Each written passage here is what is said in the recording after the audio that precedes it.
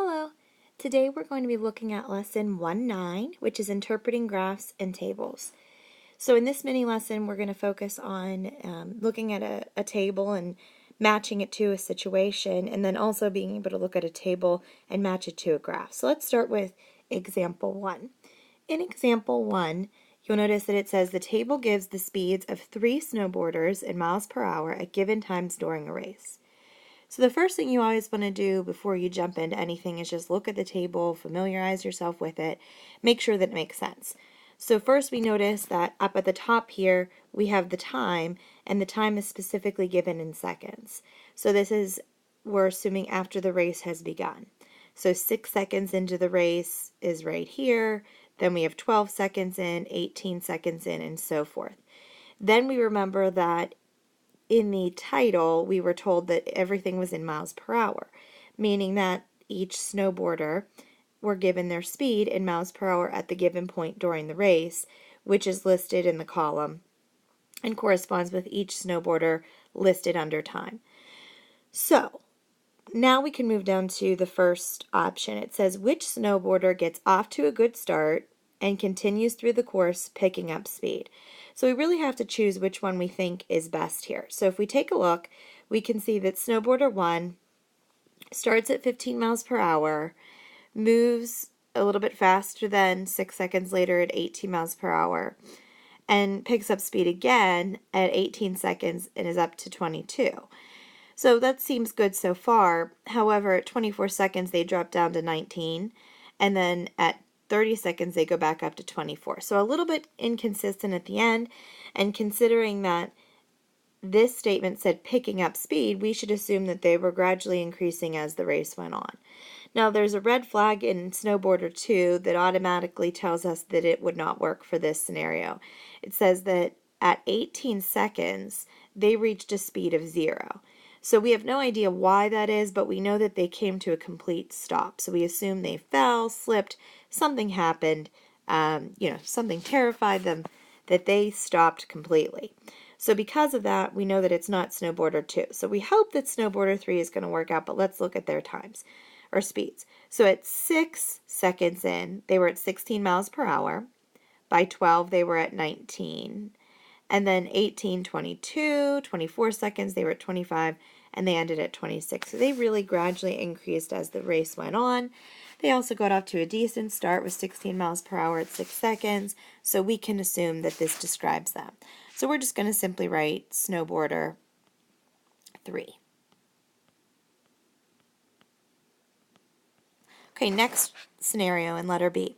Which snowboarder gets off to a good start and picks up speed toward the end of the race, falls, gets back up, and finishes the race, reaching his greatest speed? Now, we already kind of thought through this when we went through each snowboarder individually.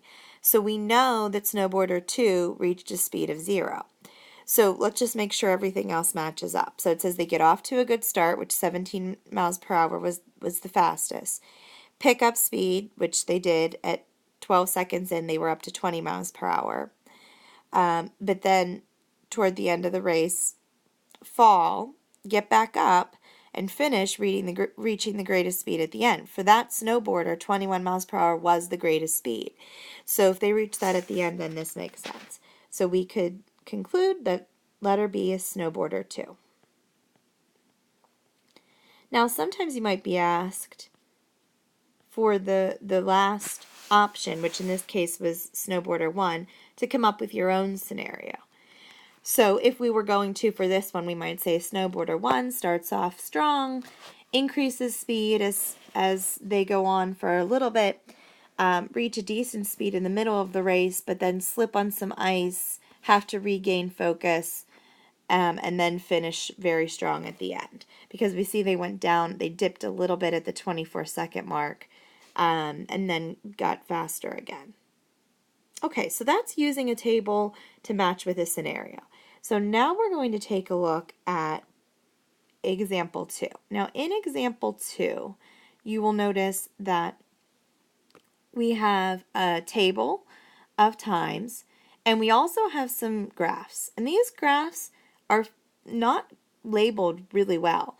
So we have to really use what we know from the table to interpret how the graph might match with the car in the table. So let's start at the table. We notice that we're given times. Again, fairly vague, but we're going to assume that they're just times of the day. So we have 1 o'clock, 1:05, so we're going up in 5-minute increments. We go all the way up to 1:20. And then we see car 1, car 2, and car 3. Now again, we really are interpreting a lot here. We're trying to determine the most likely observation that we can from this table. So I can assume that these are speeds that are given, and I can assume that they're given in miles per hour, though I'm not certain of that. And then I have these 3 graphs. So I look at each graph, and I try to determine which one would match with the car that we have. So let's begin with the first graph. If we look at the graph, we notice that this car, there's a few important things. First of all, it starts out going fairly fast. It does drop in speed and then drops again, and it actually reaches a 0 speed. So again, we know that that means it stops. Then the car goes back up in speed. So we need to look for a car that starts fast, ends fast, but has a 0 in the middle. And when you look back over at the table, it's fairly obvious which one that is. Car number 3 clearly starts and ends fast, but in the middle slows down and then eventually stops for a decent amount of time.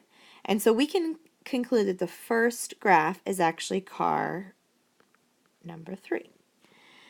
Let's now look at the second graph. The second graph starts at 50, ends at 0, and there's some different things going on in the middle. So it's actually gradually dropping, but also maintaining at certain points.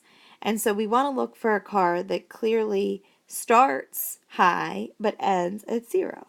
And so when we go back to this table, the only car that does that is car number 1. The 0 at the end really gives that away for us.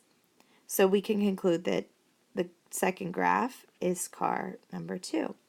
And then we look at the last graph, and this one is not very eventful. It fluctuates between 55 and 50 miles per hour pretty much the whole time. And when we look back at the table, car number 2 definitely fits that.